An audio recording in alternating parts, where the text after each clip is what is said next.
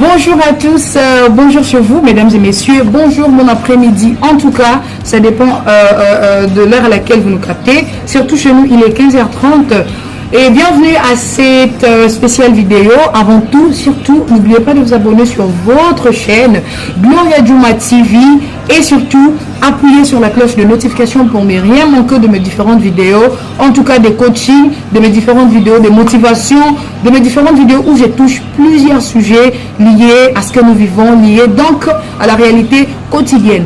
Mesdames et messieurs, vous ne pouvez pas imaginer à quel point je suis très contente de vous savoir là, encore une fois de plus, en train de me regarder. Pour moi, ça a toujours été un réel plaisir et ça rend toujours bien mon cowboy.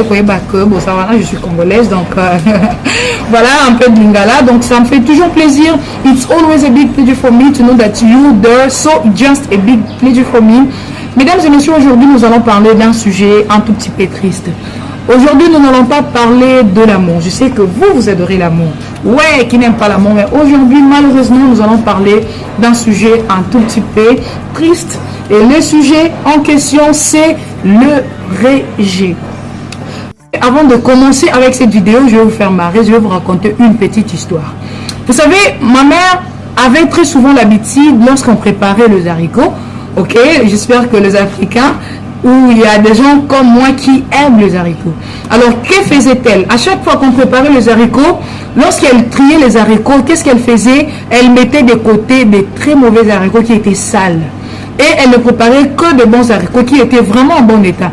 Et qu'est-ce qui s'est passé? Les mauvais haricots qu'elle triait, elle les jetait derrière la maison. Mais bizarrement, lorsque la pluie arrivait, lorsqu'il pleuvait, les mauvais haricots qu'elle avait autrefois jetés, ok, produisirent des bons semences, en tout cas produisirent des semences et se transformèrent en tout cas en bonnes semences. Et bizarrement, la même personne qui les avait jetés, ma mère, et faisait quoi? Revenait, repartait et elle constata que oh, mais les haricots que j'avais jetés et botti et collés, oh maintenant c'est bien. Et qu'est-ce qu'elle faisait? Elle moissonna les haricots qu'elle avait autrefois jetés. Tous ceux qui t'enterraient vont te déterrer.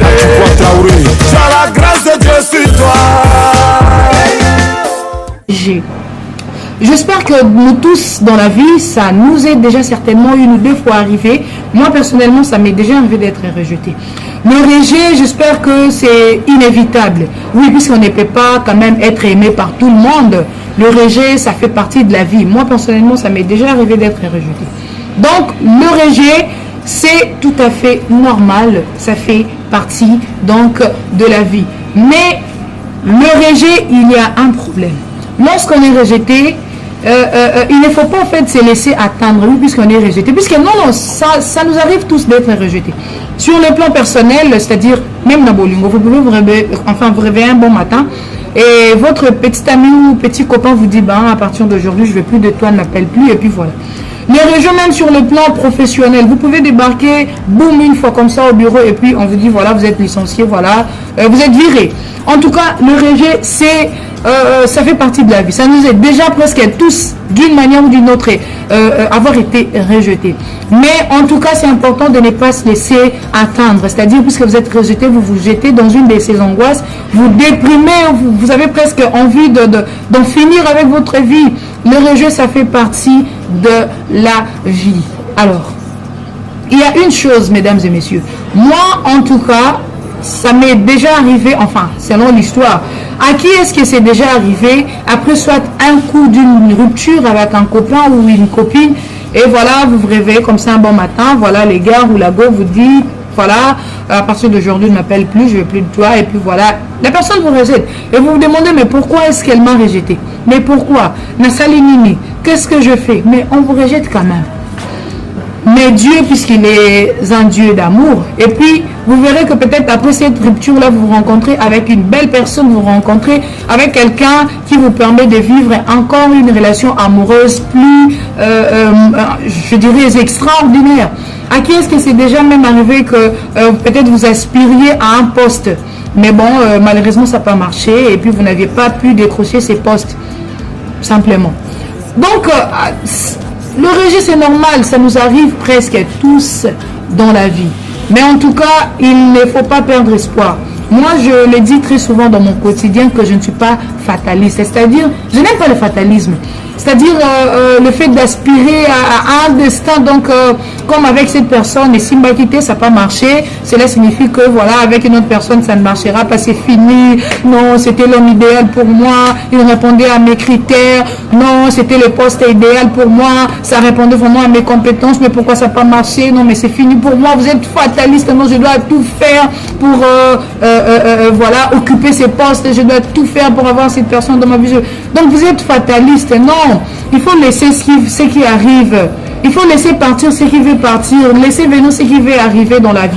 La vie, c'est comme ça. La vie est faite de surprises. Dites-vous, ben voilà, aujourd'hui, ça va marcher, mais bon, qui sait, peut-être demain, ça marchera. Restez confiant. Restez confiante. Le rejet, c'est vrai, ça fait mal. Hein. Un bon matin, on vous dit, c'est fini, ne m'appelle plus, c'est fini, toi et moi, je ne veux plus de toi. C'est vrai, ça fait mal. Mais peut-être qu'on vous rejette, l'autre a ses propres raisons, ses propres explications, peut-être qui lui ont poussé, ou voilà, de vous rejeter. Donc, c'est la vie, dites-vous, bon, voilà, prenez juste vos clics et vos claques, et puis voilà, allez-y. C'est tout à fait normal. Le rejet, ça fait partie, n'est-ce pas, donc, de la vie. C'est vrai que, en tout cas, ça fait mal. Ça fait mal de se sentir rejeté. Mais le rejet n'est pas systématiquement quelque chose de négatif. Vous savez, à une personne, oh, et comme elle a, ok, quand ça vous arrive très souvent d'être rejeté, vous savez, cela va même forger votre caractère. Oui, le rejet forge le caractère. Ça vous pousse à vous remettre en question, à vous poser plusieurs questions. Mais pourquoi ça n'a pas marché? Oui, c'est ça le point positif que je trouve dans les rejets. C'est-à-dire, ça vous permet de vous remettre en question. Mais pourquoi cet homme m'a quitté? Mais pourquoi cette femme m'a quitté? Mais pourquoi? Et puis ça vous poussera à réfléchir. Et peut-être dans une relation amoureuse, si quelqu'un vous quitte, une fois que vous vous posez des questions, peut-être vous vous rendrez compte que voilà, la personne vous a quitté parce que vous étiez peut-être trop chaud ou chaude. Ou parce que vous étiez trop froid ou froide. Vous étiez chaud et puis voilà, vous l'étouffiez, vous étiez froid ou froide, voilà, vous l'ennuyez. Alors, quand quelqu'un vous quitte, vous vous remettez en question, peut-être la personne vous a quitté parce que vous êtes tellement dépendant ou dépendante affective, c'est-à-dire vous n'arrivez pas à vous en passer de la personne. Donc et puis ça va vous remettre en question, vous vous direz non, en tout cas je dois travailler mon intelligence émotionnelle, je dois commencer à gérer, voilà mes sentiments, je dois vraiment accroître mon intelligence émotionnelle, commencer à gérer et tout.